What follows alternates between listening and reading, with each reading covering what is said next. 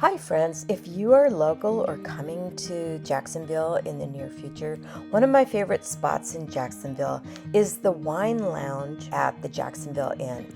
It's got that perfect mix of cozy and classy, and the wine list is amazing. Lots of local Southern Oregon wines, plus great finds from beyond. And they also do craft cocktails and really delicious small bites if you're feeling a little peckish or snacky. So a little insider tip is they offer free wine tasting every Thursday and Friday from 4 to 6, and they feature different local wineries, and it's really fun to have a chat with the winemakers and discover new varieties. And this week we got to sample some of the best wine in all of Southern Oregon from Circadian Cellars. So Sarah's the winemaker. Yeah, cool. So I'm Sarah. I own Circadian Cellars. I founded it in 2016 with one single barrel of Cabernet Sauvignon.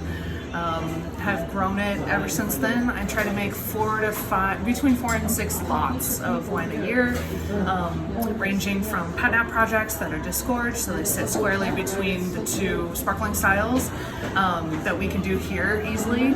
And then I focus on everything but Pinot Noir. If some falls into my lap one day, I'm not opposed to making it, but I try to work on varieties that are familiar, but maybe along the lines of a different lens and how you look at them and how you experience them. Okay. Yeah, no tasting room so far.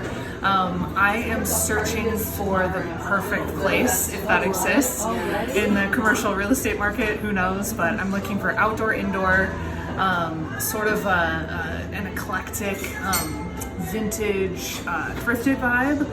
So it's comfortable for everyone to hang out, and I can kind of switch styles easily. If someone has that and wants to connect with you, 100%. I just try to make fun wines with fun labels because I shop with my eyes too. So here is Scrumptious Velour. This is a 2021 Bordeaux blend. It is 33-ish% Malbec, 25% whole cluster Cabernet Sauvignon, Merlot, and Cab Franc, harvested from the same family-owned vineyard just up the hill and on the same day. So as soon as the last variety in this list was ripe, I had everybody pull it. They are mostly volunteer pickers, so I try not to work them too hard with 4 trips to the vineyard and back. Great that you can get volunteer pickers. Right. There is a bug on the label. It's not an earwig. Usually It is, yeah. It's a female earwig. Did you guys know there's a difference? It's the pinchers is how you can tell. So female earwigs actually are the opposite of humans, where their pinchers are narrower. You have to wonder how much earwigs contribute to the flavor of wine. It's impossible to not have earwigs in this. It is impossible. Do you want to know something gross? So the pH of these guys' little bodies is 3.34 approximately, and that's like kind of a perfect pH for the perfect Pinot Noir. So think about Pinot, think about bugs, like it's all kind of part of the. I mean, I would argue that of course we filter these things out and we rack it off of all of its solids for you before it gets into the bottle as a courtesy, but that's just the kind of customer service we get. But the primary fermentation is there's probably some enzyme in it or something that even contributes. Who knows? We can add enzymes to it. That can help the settling process, which will get the bugs out faster. So I tend to do that with whites, pinks, and oranges. But with red wines, they kind of settle really naturally. This is a 22 Primitivo. I have one. Yes, Primitivo's so fun. It's got these huge, like, blue-purple clusters to them, and they're really fun to work with, but the canopy itself really struggles, and so I think that's where the source of this wine's power comes from, like the source of the acid, the source of the vibrancy in the fruit. It's really, really big, and it has this like pomegranate cherry pop to it that just sort of elevates everything about this wine and how it comes across the palate. This has won double gold every single time I've entered it into a wine competition, which is really cool. So I'll I'll take some external validation because I don't enter very many competitions. I do think it's nice to see how your brand behaves and stacks up against other regional and national brands. So, yeah. I like it. Sadly, we had to leave after pour number 3 because we had a dinner, but I'm not usually a white drinker, but this was really excellent. So this is the second vintage that I've made of Chenin Blanc.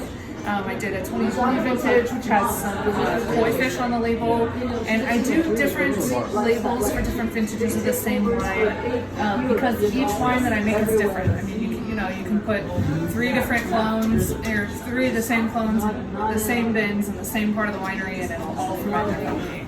And so this is the liquid sunshine kind of aspect that's happening. So this is formerly Varner Trawl. It was when I bought it, so it's now changed to Saint Laurent Vineyard.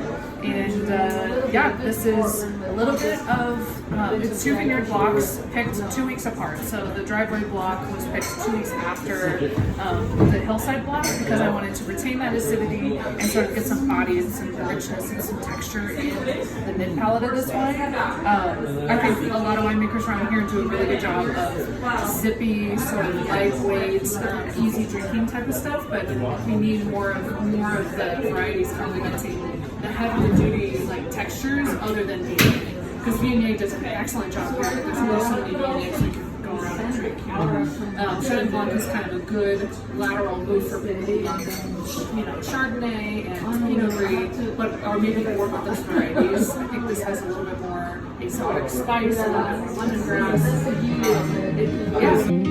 I hope you enjoyed coming along on this little taster, and of course I would love it if you would subscribe, like, and share, and I always love any comments that you want to add below. All right, I'll see you on the next video.